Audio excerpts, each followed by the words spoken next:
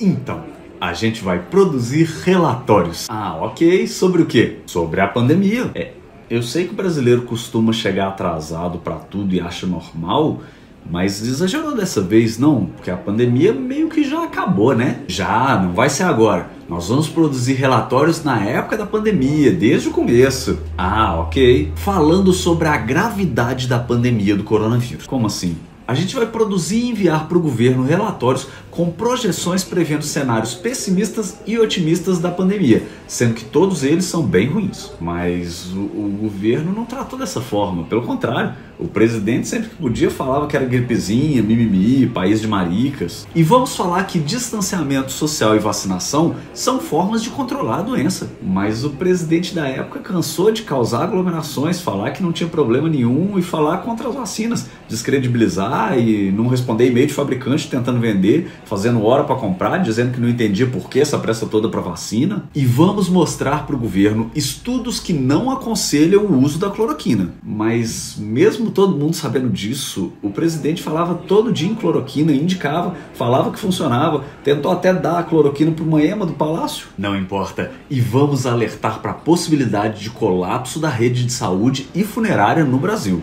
Mas o presidente não parecia muito preocupado, não. A resposta dele para um jornalista sobre o alto número de mortes foi: eu não sou coveiro? Não importa, a gente vai mandar os relatórios. Mas então o governo vai simplesmente ignorar esses relatórios que diziam a mesma coisa que todo mundo, literalmente todo mundo, porque era o mundo todo nesse caso mesmo, menos ele e os apoiadores estavam dizendo na época? Exatamente. Por quê? Não importa. Bom, com certeza então deviam ser relatórios feitos por alguém sem credibilidade nenhuma, né? Foi o próprio governo dele.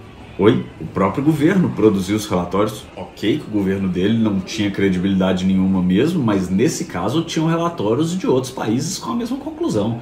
Quer dizer, nem eles confiavam no governo deles. Não importa, ele vai ignorar todos os relatórios do serviço de inteligência. Bom, convenhamos que não é novidade ele ignorar a inteligência, né? Verdade. E os relatórios ainda reconhecem falta de transparência do governo Bolsonaro na divulgação dos dados da pandemia e a lentidão do Ministério da Saúde para definir estratégias de testagem e combate ao corona. Quer dizer que eles mesmos admitiram que o governo não estava sendo transparente e sendo incompetente? Exatamente. Mas por que não ficou todo mundo sabendo disso na época? Porque qualquer pessoa minimamente racional estava achando um absurdo a condução irresponsável da pandemia. Se tinham esses relatórios, facilitaria até para as mais incapacitadas aí entender, não acreditar nas fake news do governo, se cuidar, e poderia morrer muito menos gente. É que o governo escondeu esses relatórios. Escondeu, não permitiu a divulgação. Eles achavam o quê? Que ninguém nunca ia ver isso? Não importa. E os relatórios se aproximaram bastante da realidade. Em alguns casos, a gravidade da pandemia até passou a estimativa mais pessimista dos relatórios. Então tá muito claro que o governo não agiu corretamente porque não quis, né? E os relatórios avisaram também sobre a crise em Manaus e a possibilidade de dar isso em outros lugares. Manaus, inclusive, que o inelegível disse que o governo fez mais do que era obrigado a fazer, mesmo tendo ignorado diversos alertas sobre a falta de oxigênio. Deve ser por isso que um tempo depois ele falou que a gente podia viver sem oxigênio, mas não sem liberdade.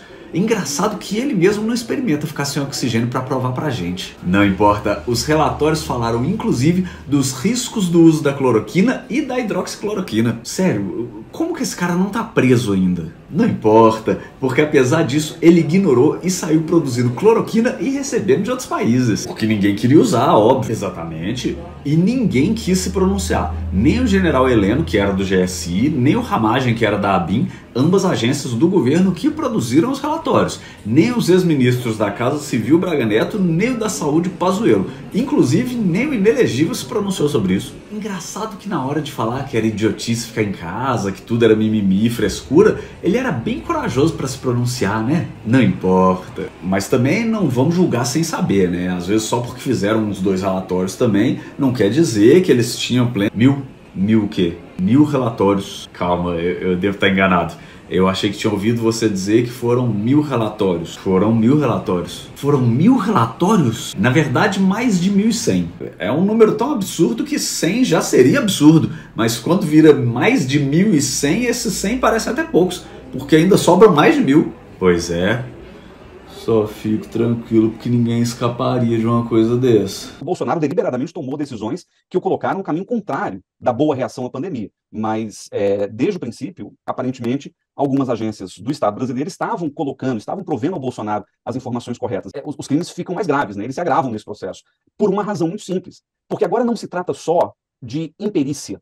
Agora se trata de negligência, de maneira clara.